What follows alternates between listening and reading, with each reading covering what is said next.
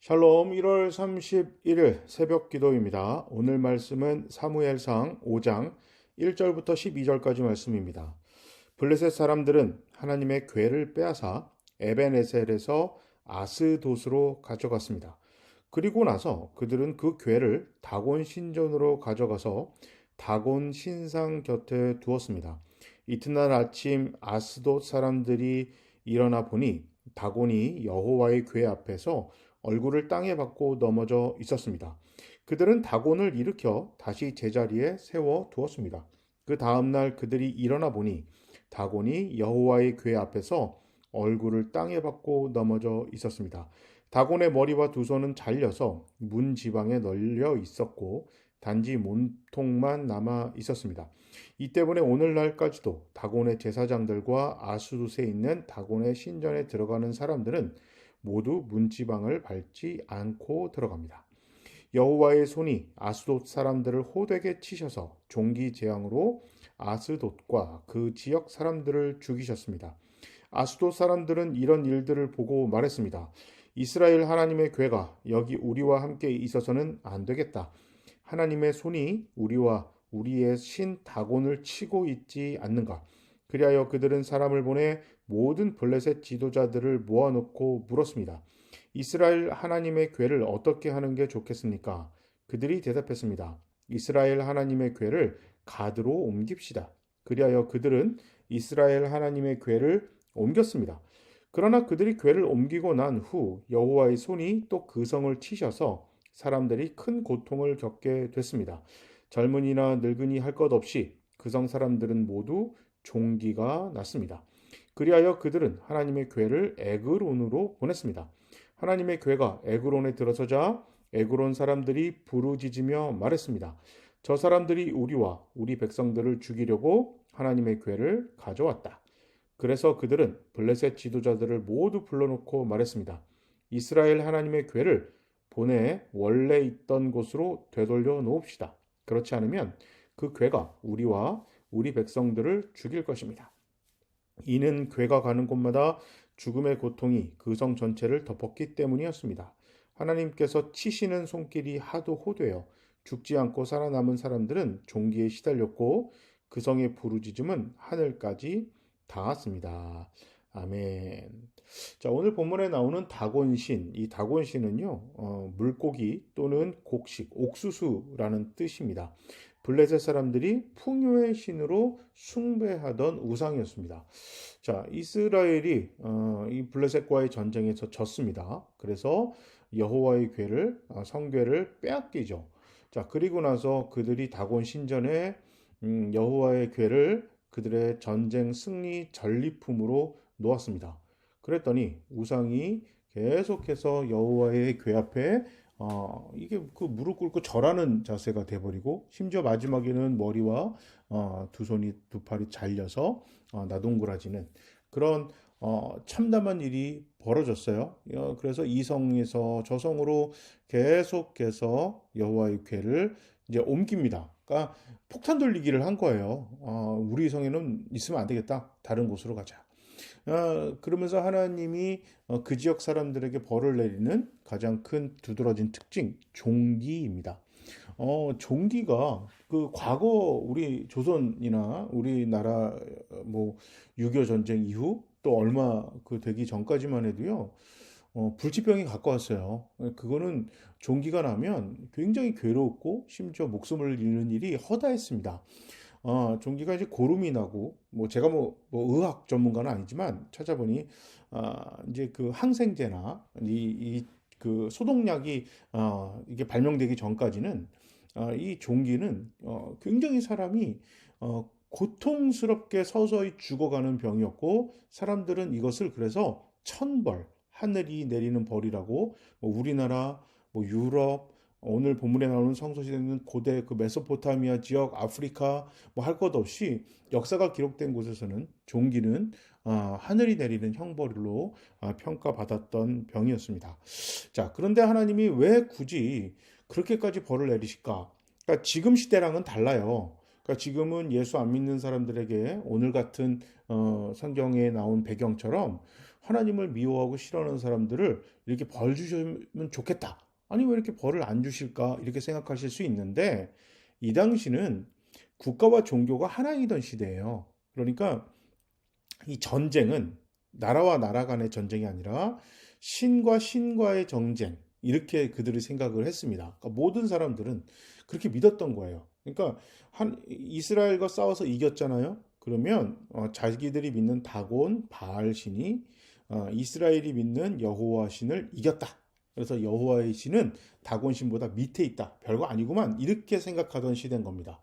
그러니까 무조건 예수님을 안 믿는다고 벌을 주는 게 아니라 그냥 하나님이라는 존재 자체가 그들은 되게 무시하는 그것이 그냥 일상적인 그런 문화 그런 사회 문명이었어요. 그렇기 때문에 오늘 이 블레셋 지역을 하나님께서 벌을 주신 거는 하나님을 믿지 않아서가 아니라 하나님을 무시하고 또 하나님에 대해서 우습게 생각하고 그 다음에 필요 이상으로 악을 행했었기 때문에 그것에 대해서 하나님이 경고하는 의미로 종기라는 그런 벌을 내리신 겁니다.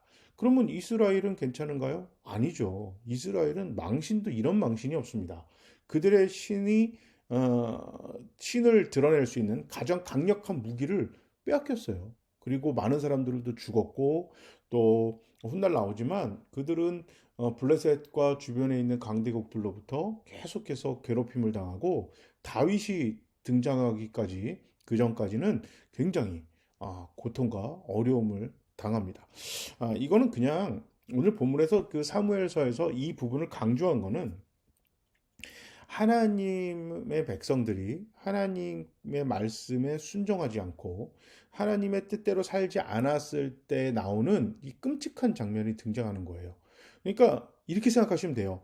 교회가 교회답고 성도가 성도다워야 되는데 그렇게 되지 않았을 때 교회와 성도 때문에 세상이 함께 망한다. 이렇게 생각하시면 돼요. 그러니까 그들이 하나님을 안 믿었기 때문에 벌 받은 게 아니라 이스라엘 하나님의 백성으로서 제대로 살았다면 블레셋이 오늘과 같은 이렇게 종기가 터지거나 막 이렇게 잘못된 일이 벌어지지는 않았었을 수도 있어요. 않았겠죠. 그럴 일이 별로 없으니까.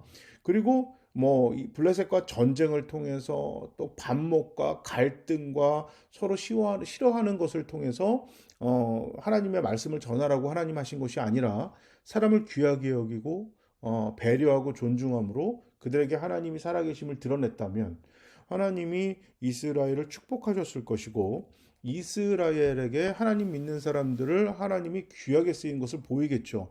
그러면 블레셋 사람들이 다곤이라는 우상을 섬겼던 이유는 간단해요.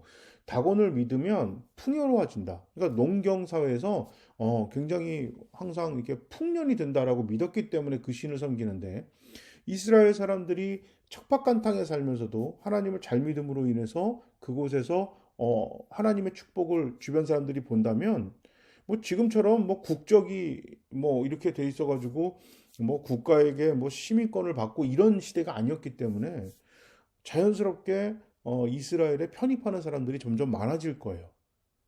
그렇잖아요. 당연히 뭐 그 사람들이 무슨 뭐 다곤에 대한 믿음이 막 특출나서 섬겼던 게 아니라 이 블레셋과 이 중동의 그 근동 지역은 고대 근동 지역은 여러 신들을 함께 섬겼어요.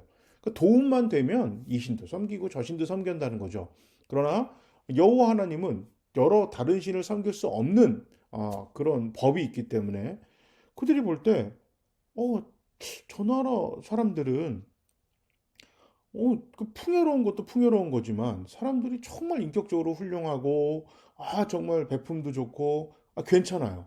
그러면 나도 저 사람들 나라 사람이 되고 싶은데 그럼 하나님 한번 섬겨볼까? 라고 할 때, 야, 그런데 하나님은 하나님만 믿어야 돼. 그럼 갈등하다가 그 사람들이 더 좋으면 버리고 하나님 믿게 되는 거예요. 하나님이 그걸 원하셨는데 이스라엘 사람들 자체가 지금 신앙생활이 개판인 거예요. 제대로 신앙을 섬기지 못하죠. 대제사장이라는 엘리는 정말 무능력해요. 그냥 가족만 챙기고 있어요. 자, 그러면 엘리 제사장의 그 아들들은요, 진짜 나쁜 놈들이에요. 나쁜 사람들이었단 말이에요. 뭐 횡령, 그다음에 부정 축제, 축척해 막 돈하고 막 여신도들 막 그 성폭행하고 이런 것들이 그냥 대놓고 막 해요. 그런데도 엘리 대제사장은 자기 아들들이라고 그냥 넘어갔단 말이에요. 그러니까 이제 신앙은 신앙대로, 도덕은 도덕대로, 정치는 정치대로, 경제는 경제대로 파탄이 났단 말이에요. 그러니까 주변의 블레셋 사람들이 그걸 보고 하나님 믿겠어요? 안 믿죠. 교회와 성도들이 지금도 도덕적으로 우리가 참 더 열심히 살라고 정직하게 살고 많은 사람을 배려하고 열심히 산다면 예수를 안 믿는 사람들이 하나님을 욕하진 않는단 말이죠. 그러니까 하나님을 무시하진 않아요. 그러니까 바로 그 모습을 보고 우리도 교회를 나가야겠다, 예수를 믿어야겠다 하지는 않을지라도 교회를 하나님을 욕하거나 무시하거나 이렇게 하진 않겠죠. 그럼 오늘 본문에 나온 블레셋 사람들처럼 적어도 저주는 받지 않는단 말이에요. 벌은 받지 않아요. 그런데 오늘 본문에서 우리가 배워야 될 것은 야, 하나님을 믿지 않는 사람들은 이렇게 벌 받는구나 이 얘기가 아니라 하나님의 백성들이 하나님의 백성답게 살지 않을 때 이거는 우리만 힘들어지는 게 아니라 우리 곁에 있는 모든 사람들이 함께 힘들어진다. 그래서 더 나은 하나님이 기뻐하시는 사회, 그런 국가, 그런 가정, 그런 뭐 세상이 되기 위해서는 교회가 정말 교회답게, 성도가 성도답게 예수님이 가장 기뻐하시는 하나님 말씀에 순종하고 순종한다는 것은 예수 그리스도처럼 하나님이 가장 기뻐하시는 그 뜻대로 다른 사람을 배려하고 존중하고 친절하게 대하고 그다음에 하지 말 것, 막 무례하게 행동하고 교만하고 거짓으로 다른 사람의 생명이나 재산을 취하고 억울한 피해자들 만들거나 뭐 그냥 자기가 좋아하는 그것으로 불의를 막 한 것을 인정하고 왜 그런 거 있잖아요. 대의를 위해서 불법을 저지르는 것다. 이거 말도 안 되는 정말 진짜 말도 안 되는 거짓말이거든요. 그런 거 하면 안 됩니다. 그렇게 하지 않고 교회답게 성도답게 우리가 예수 닮아간다면 우리 교회도 행복해지고 세상도 행복해지는 겁니다. 반대로 그렇게 하지 않았을 땐 교회도 성도도 불행해지고 세상도 불행해진다. 오늘 말씀을 통해서 우리가 한번 정말 깊게 한번 나눠보도록 하겠습니다. 제가 한번 기도하겠습니다. 하나님, 교회다운 교회, 성도다운 성도가 죄가 흘러넘치게 될 때, 그때 당연히 세상은 하나님의 이름을, 하나님의 명예를, 하나님의 존재를 무시하고 깔보고 그를 욕할 것입니다.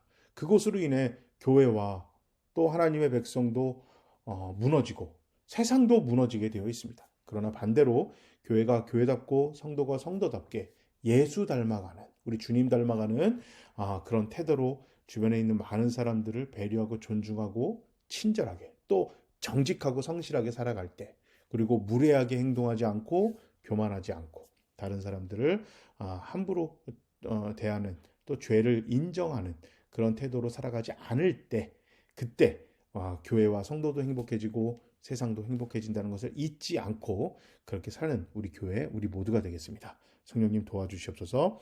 예수님 이름으로 기도합니다. 아멘.